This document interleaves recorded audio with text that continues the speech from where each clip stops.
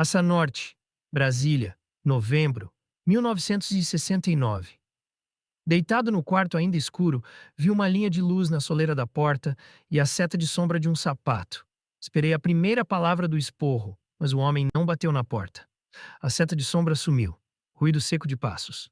Para onde meu pai caminhava? Saiu mais cedo para o trabalho, afastei a cortina da faróis acesos de um ônibus na neblina sala. Os iluminaram a única árvore na calçada da L2. Peguei cadernos e livros, tomei café na padaria do Goiano. Dinah matou as aulas nesta segunda-feira. Jantei no Palácio da Fome e voltei ao apartamento. Rodolfo trabalhava na sala. Não respondeu ao boa noite. O silêncio dele seria uma reconciliação surda de um embate. Depois, no quarto, pensei nesse silêncio como um desprezo ou ódio calado. Pensei que minha mãe fazia parte desse silêncio e comecei a escrever sobre a solidão. Senti vergonha. Parei de escrever. Brasília, novembro, 1969. O rosto de boca aberta surgiu no papel fotográfico imerso na solução química. Aos poucos, o torso e os braços nus tomaram forma, e o corpo inteiro apareceu num cenário de cordas grossas e cinzentas que formavam uma rede em fundo preto. Tina tirou com uma pinça o papel da bandeja, lavou-o e pendurou-o num fio de nylon. O melhor ator de Taguatinga, Martim. A fotografia úmida parecia flutuar na luminosidade infravermelha. Dinah me enlaçou por trás e me puxou para o chão.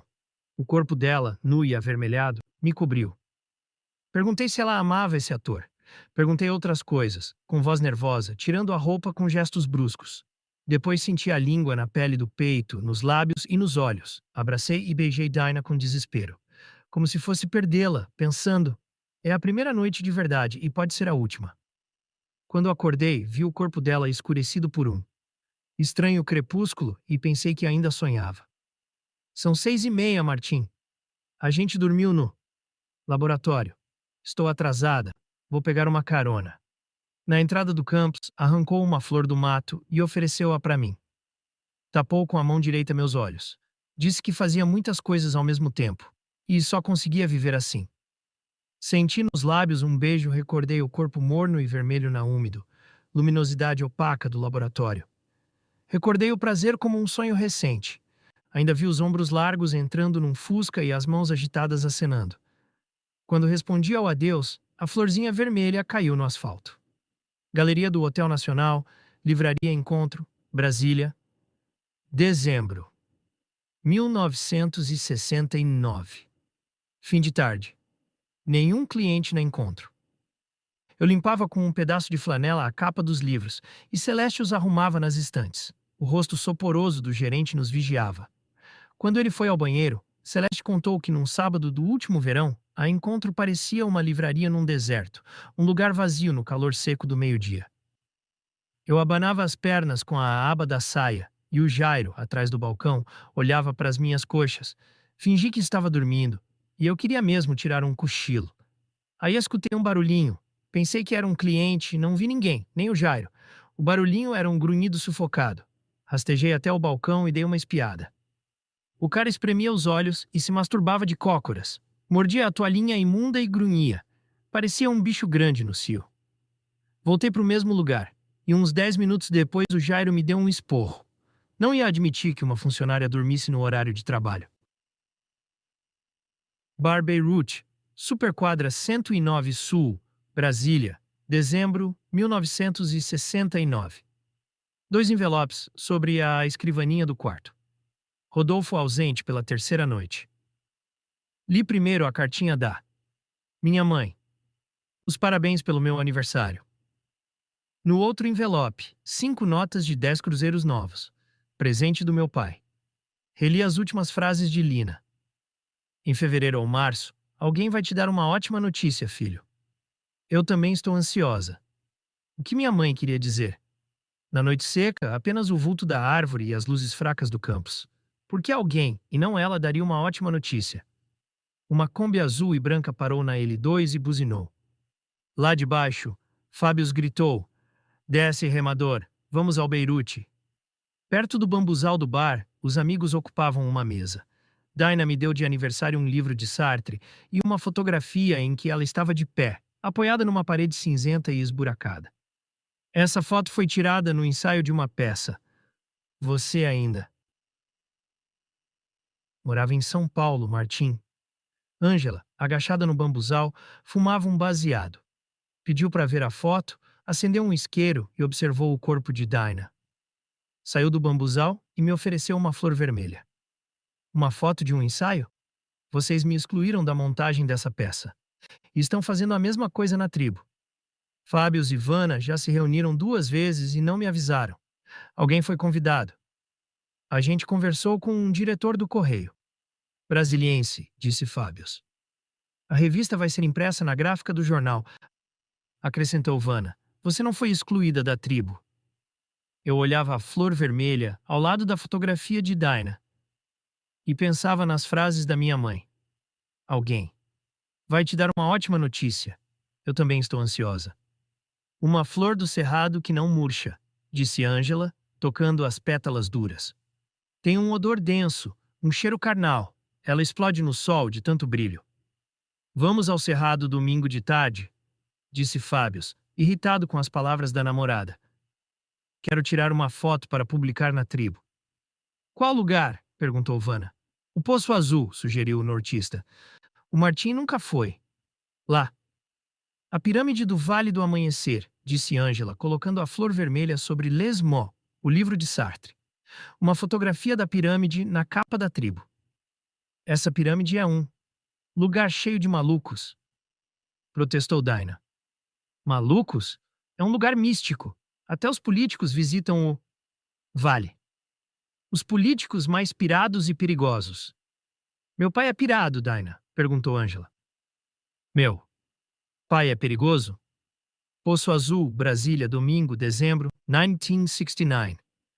Vão pegar a gente, disse Fábios. Ângela saiu da Kombi e mostrou um documento aos 2 policiais rodoviários. Fábios assobiava e batucava no volante. Vanna olhou pela janela quando o nortista apontou uma borboleta que rondava a cabeça de Ângela. O rosto suado seguiu o brilho das asas no sol da tarde e sorriu. Depois ela entregou alguma coisa ao policial mais jovem. O outro esperou Ângela entrar na Kombi e fez um sinal positivo para Fábios. Por que você deu grana pro policial? Para não estragar nosso passeio, Dinah. Fábios não tem carteira de motorista. Eles iam revistar a gente e apreender a Kombi. A borboleta nos salvou. A borboleta ou o dinheiro. Os 8 olhos nas asas pretas e amarelas, Dinah. 6 pequenos e 2 grandes. Você não acredita nessas coisas. Por que não foi para Taguatinga? Lázaro vai sentir tua falta. Dinah apertou minha mão e olhou com indiferença a cabeça de Ângela no banco da frente. Fábios dirigia devagar na estrada estreita de terra. As margens quase vazias, uma ou outra casinha de madeira. Passamos pela cabana, uma vendinha de frutas, e meia hora depois, a Kombi dobrou à direita, desceu uma barranqueira e parou a uns 15 metros de um riacho sombreado por uma mata densa. Um fio de água escorria por um lajeado rosado e caía num poço azul oval. Outro poço, redondo como um anel, era mais escuro, azul turquesa. Os 2 poços rodeados por morros. Dinah quis ficar comigo na Kombi. Quando os outros desceram o barranco, ela tirou a roupa e eu comecei a falar de uma casinha no litoral de São Paulo, perto de Itanhaém. Por que a gente não ia viver lá? Uma casa de caiçara, coberta de palha. De frente para o mar. Ela tirou a bermuda e a camiseta, deitou no banco, dobrou as pernas e me puxou pelos braços. Casa de caiçara, uma ideia linda, Martim. A gente vai namorar. Todos os dias na praia, depois na cabana coberta de palha. Dia e noite a gente vai se chupar e depois comer peixe frito, farinha e banana. E numa noite de temporal alguém se mata de tédio ou morre sufocado. Você vive na ilusão, Martim.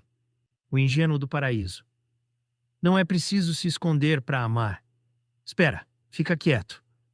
A Kombi sacolejou, os dedos molhados acariciaram meu rosto suado. Adormecemos acasalados na quentura da tarde, acordei com a minha voz dizendo: ilusão? A gente não pode viver longe de todo mundo? Não pode sonhar com uma vida, um refúgio? Itanhaém, uma casinha na praia a mais de 1000 quilômetros daqui? Isso não é refúgio nem aventura. É deserção. E eu não sou desertora. Ângela toparia viver assim. Ela gosta dessas fantasias. Viu uma borboleta preta e amarela e subornou o policial. Que piração romântica é essa? Pegou uma boia de plástico amarela e saiu nua da Kombi. Vestiu o calção, descemos o barranco e mergulhamos no Poço Grande. Fábios fotografou Dinah na água azulada. Ela mergulhava e depois se emergia no buraco da boia, o rosto voltado para a lente da câmera. Quando o sol declinava, os outros apareceram no alto de um morro. Ângela segurava uma flor grande, cor de carne crua, que parecia sangrar. Jogou-a na minha direção e flutuou na água azulada. Dinah pegou a flor estranha, prendeu-a no cabelo e sentou na boia. Fábio subiu o barranco e se encostou na Kombi. O nortista e Vanna davam passos cautelosos, olhos no chão. Vanna parou perto do lajeado e, de cócoras, começou a cavar a terra com um pedaço de pau. Ângela abriu a mão direita e mostrou pequenos objetos esbranquiçados, pareciam sementes. Encontrei esses pedaços de osso na minha viagem, ossos triturados. Fui perseguida por animais ferozes no plano piloto, mas consegui escapar. Vanna já fez uma cova. Alguém quer enterrar os ossos? Ângela olhou para a boia amarela. Martim, você... Nadei até a beira do poço e coloquei as sementes na cova. Quando Dinah subia ao barranco, Fábio focou a lente no corpo dela e disparou várias vezes. Depois fotografou a lua, grande e cinzenta. Ângela tapou a cova e fez uma pequena pirâmide de terra. Ia conversar com a vidente no Vale do Amanhecer. Queria saber mais coisas sobre os ossos dessa viagem. Olhou para mim quando eu entrava na Kombi e se deitou no lajeado. Pura porra louquice da Ângela, disse Dinah. Essas viagens com alucinógenos, só para suportar o pai dela, o pai e a mãe. Fábio não parava de olhar para você, eu disse. Por que ele tirou tantas fotos do teu corpo? Não sei, Martim. Acho que ele gosta do meu corpo. Gosta de ver meu corpo. Os morros, os dois poços e a mata escureciam. Vanna e o nortista voltaram devagar para a Kombi. Fábio pôs a câmera sobre uma pedra e chamou Ângela para dar um mergulho. Na porta da Kombi, Vanna olhou para baixo e disse que queria ir embora. A gente vai ter que esperar, disse o nortista. Fábios e Ângela estão no poço, famintos. Famintos? Passaram a tarde, juntos. Só agora. Decidiram transar? Quem tirou aquela foto? Perguntei a Dinah. Qual? Do teu corpo. A foto que você me deu de presente. Lázaro ou Fábios? O nortista, quando a gente ensaiava uma peça em Taguatinga. Um bonde chamado Desejo. Campos da UNB, janeiro, 1970. A morte do Costa e Silva deixou meu pai deprimido, Martim. O ambiente em casa ficou fúnebre. Minha mãe é amigona da primeira-dama. Meu pai viajou para o Rio e foi ao enterro do Marechal. Quando voltou para Brasília, fez um discurso no Congresso em memória dele. Um obituário tão bajulador que me deu vergonha. Disse a Ângela que meu pai coleciona retratos e frases do Marechal Costa e Silva. Agora o álbum está inchando com as fotos do General Médici e textos de decretos e atos institucionais. Mas o teu pai é um homem comum, Martim. O meu é senador, um líder. Apoiou o Médici quando a porra do Congresso elegeu esse militar para presidente. Um congresso de merda. Pura farsa. Essa eleição indireta foi uma farsa. Quase tudo neste país é uma farsa. Você vai viajar nessas férias? Eu e Fábios vamos ficar em Brasília. Os pais dele vão chegar em fevereiro. Fábios está ansioso. Eu também estou ansioso para receber uma ótima notícia, Ângela. Não vejo minha mãe desde que cheguei aqui. Por que você não foi para São Paulo? Ela mora com um cara, um pintor. Não sei onde. Vivem. Ângela estava encostada no tronco de um pau-ferro, o rosto voltado para o sol forte. Os olhos e os lábios abertos brilhavam. Mas vocês não se correspondem. Ela não te telefona? Muito pouco. Tanto amor em silêncio. Minha mãe fala demais, Martim. A tagarelice, a eloquência do desamor. O que você prefere? Não quer pensar nisso? Brasília, março, 1970. Meus pais chegaram da Europa, mas ainda estão no Rio, disse Fábios. E sem grana não dá para imprimir a revista. E um mimeógrafo, Jorge Alegre pode emprestar o dinheiro. Nenhuma loja vende mimeógrafo sem autorização da polícia, retrucou Fábios. Meu pai está adiando a viagem a Brasília. Acho que não quer sair do Rio. Não foi convidado para a inauguração do Palácio Itamaraty. Solicitou um posto em qualquer embaixada na América do Sul ou na África, mas o ministro não ofereceu nenhum plano de remoção. Vai ter que morar em Brasília mesmo. Ele acha que está sendo punido, mas minha mãe discorda. Quis saber se o embaixador tinha razão. Acho que o embaixador deixou a razão na Europa, disse Fábios. Asa Norte, Brasília, quinta-feira, 19 de março, 1970. Sim, depois de amanhã, disse tio Dácio, a voz mais alta que o chiado do interurbano. Sábado, no meio da tarde, Lina vai te esperar nesse hotel. Fica no centro de Goiânia, Avenida Goiás, esquina com a Rua 3. Não conta nada pro teu pai, nada. Ele não pode saber. Não fiz perguntas e memorizei o nome e o endereço do hotel. Quando desliguei o telefone, Rodolfo viu no meu rosto a alegria que não pude disfarçar. Quem era? Ele perguntou. Minha namorada. Menti. Namorada? Às 6:30 da manhã.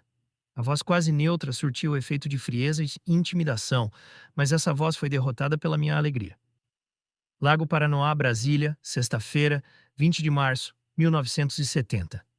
Saímos da fila do Palácio da Fome, corremos para fora do campus e andamos por uma trilha até a beira do lago. Era um dos nossos encontros que Dinah marcava na última hora. Não consegui beijá-la. Me atrapalhei para tirar a roupa. Só pensava no outro encontro, com Lina. Parece que você está sufocado, disse Dinah. Que? Aconteceu? Minha mãe, eu disse. Amanhã vou me encontrar com ela em Goiânia. Esperei todo esse tempo, mais de 2 anos. Ela também esperou, disse Dinah. O sol, quase a pino, ofuscava minha visão. Apartamento do embaixador Faisão. Asa Sul, Brasília. Sexta-feira, 20 de março, 1970. Vários diplomatas foram desligados do Itamaraty. Meu ocupam postos jovem, importantes na Europa e no mundo todo. Nossa diplomacia foi assaltada por essa gente. Políticos e tecnocratas. As estantes da sala estavam cheias de livros. Numa das paredes, 2 quadros de um pintor que eu desconhecia e um Di Cavalcante. Um espelho retangular na parede oposta refletia uma das telas, que de imediato atraiu meu olhar. O busto de uma moça. A pintura e sua imagem duplicada vibravam no ambiente, agravado pela voz tensa do embaixador. As pinceladas leves, com tinta diluída, davam uma textura meio difusa ao rosto que parecia animado pelo desejo. Os lábios ensaiavam um sorriso.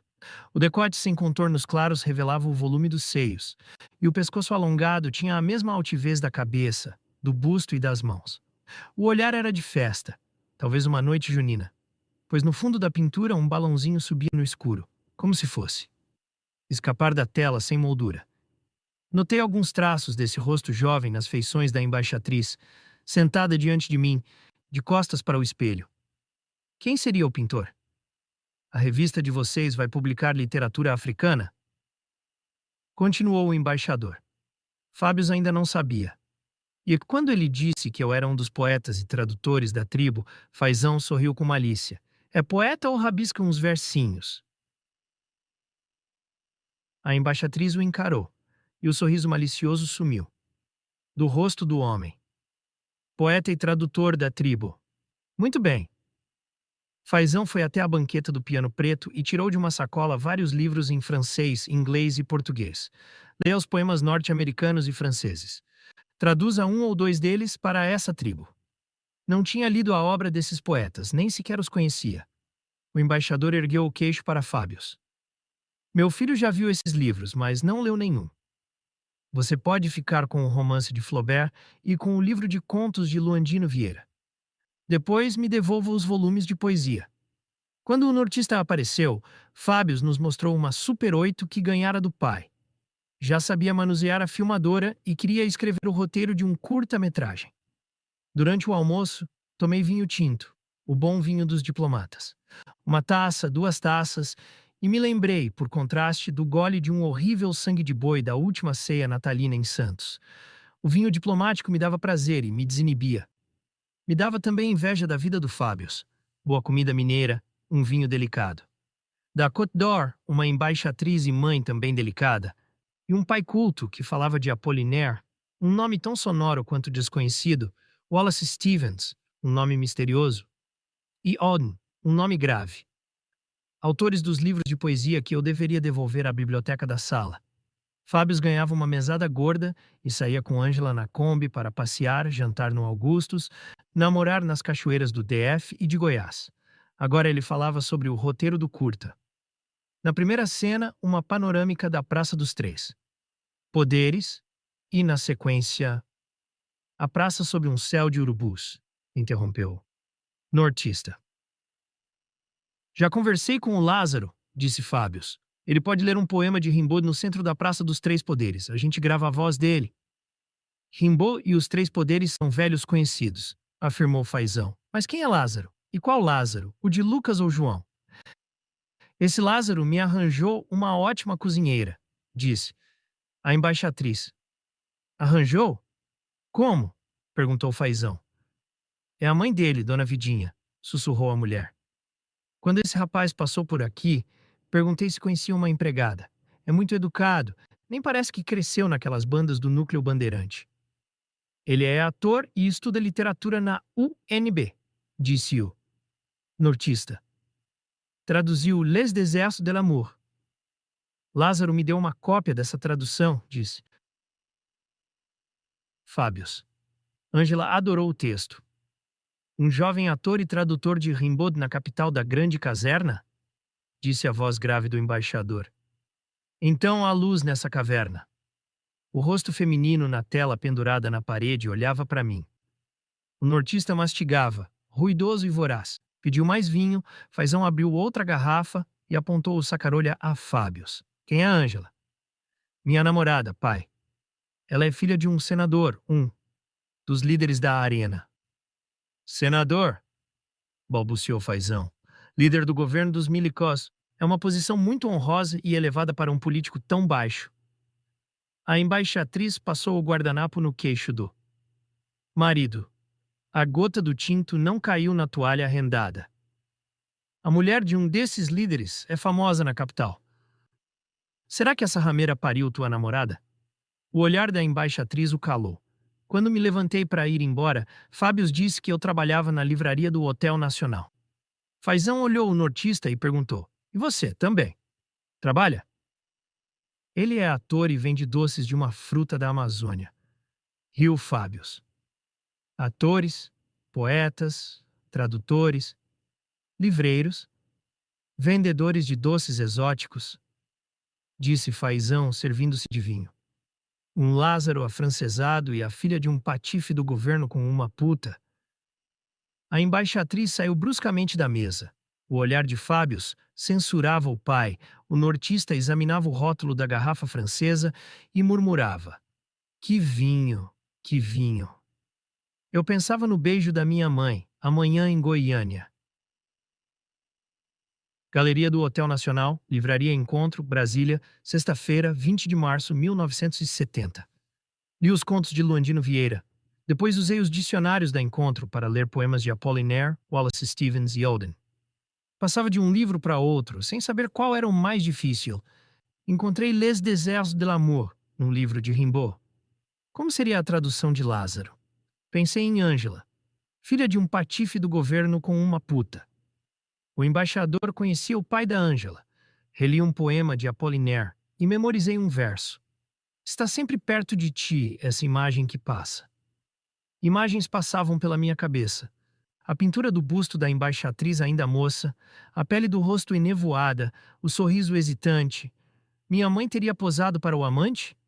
Esse pintor teria talento e técnica para expressar sentimento, vida. As mãos dele não deviam ser de artista.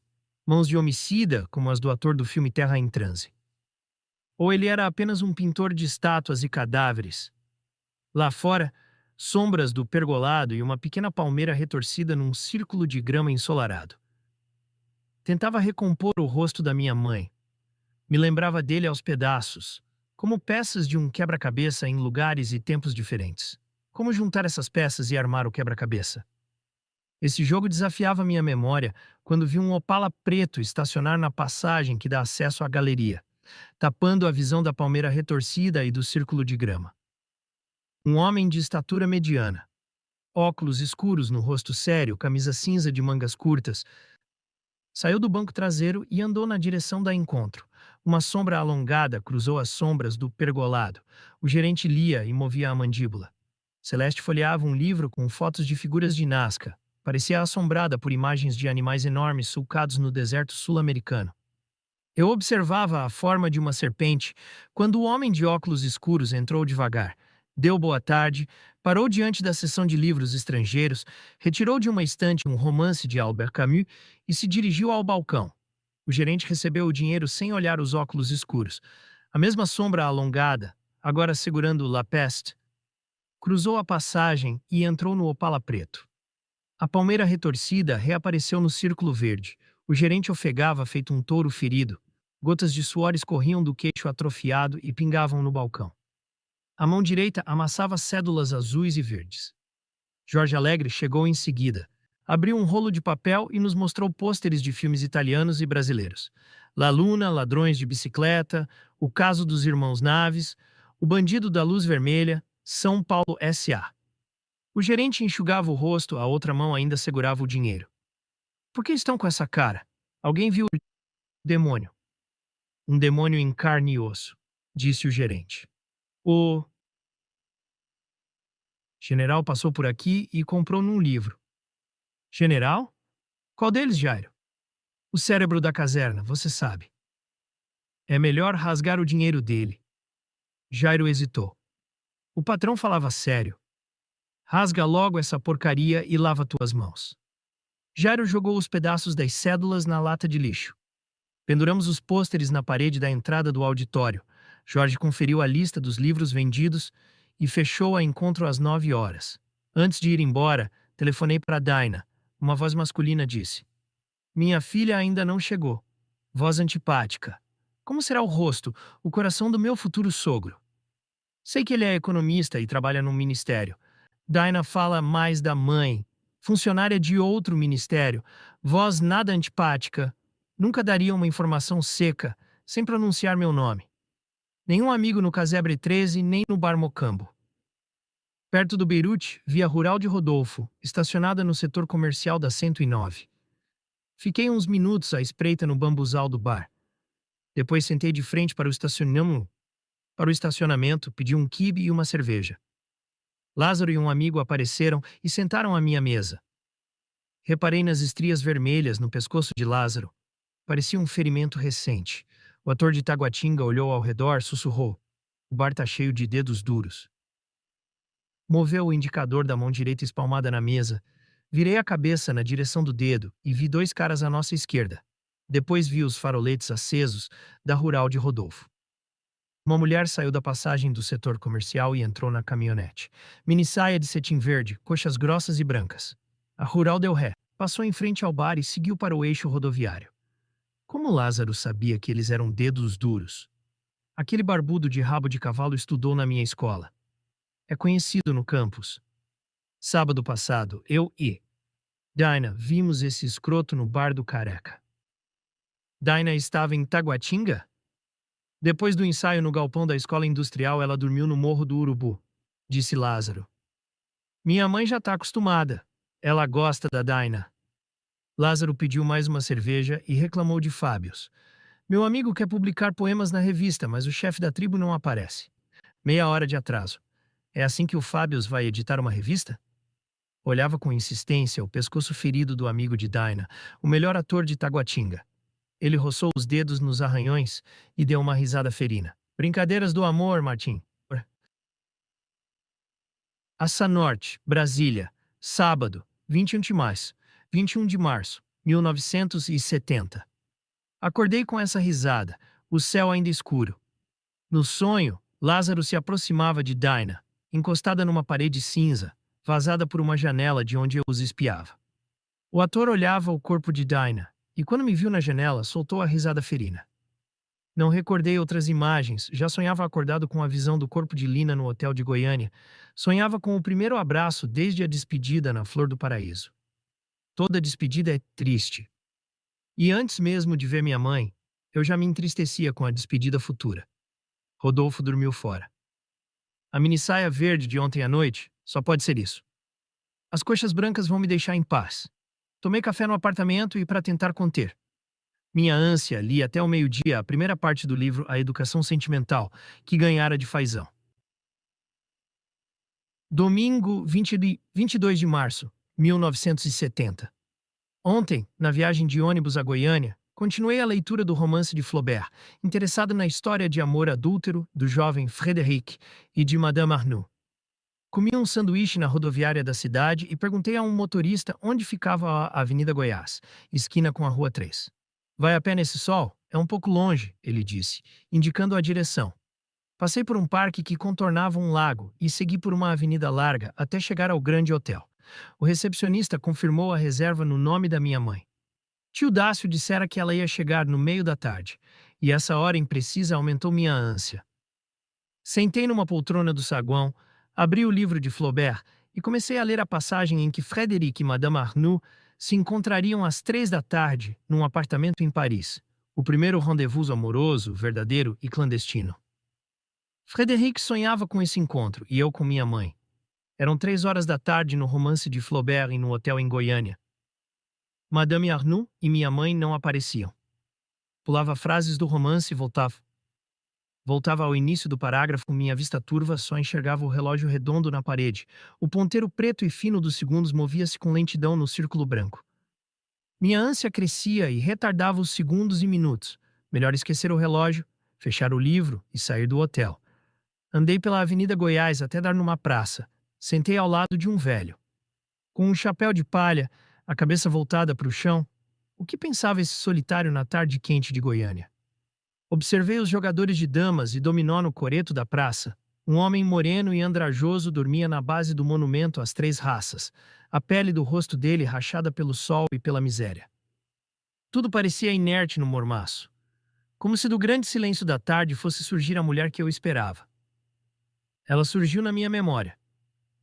No fim da manhã de um domingo, no nosso bairro paulistano. Nós dois estávamos sentados num banco da Praça Santíssimo Sacramento. Esperávamos Rodolfo sair da igreja quando vimos um transfuga do manicômio de Vila Mariana. Era Damaso, nosso conhecido. Ele circulara pelas ruas do Paraíso até chegar a Tutóia e cair na praça, onde ficou escondido debaixo de um banco, protegendo-se de bombas imaginárias. Usava uma bata branca encardida, da cor de sua pele, e permaneceu intocado, à espera do toque dos sinos. Depois, saiu rastejando da trincheira e se ajoelhou. Os olhos avermelhados pediam trégua, e os braços se ergueram para o céu. Minha mãe foi falar com ele, e quando voltou para perto de mim, disse que um dia me levaria a Paris. Perguntei se Rodolfo viajaria conosco. Teu pai só pensa nele, Martim. Só pensa na vida dele. Igreja e trabalho. Essa lembrança de Lina no paraíso diminuiu minha ânsia, saí da praça e dei um giro pelo quarteirão. Quem sabe ela já não estava no hotel. Depois da longa viagem, talvez estivesse deitada no quarto, à minha espera. Quantas noites dormiria comigo? O fim de semana? 1 ou 2 noites. Voltei devagar e, quando entrei no grande hotel, o recepcionista fez um sinal positivo com o polegar. Corri até o balcão e perguntei o número do quarto. Ele me entregou a mensagem de um homem que tinha telefonado. Viagem cancelada, tua mãe vai te escrever. Deixe.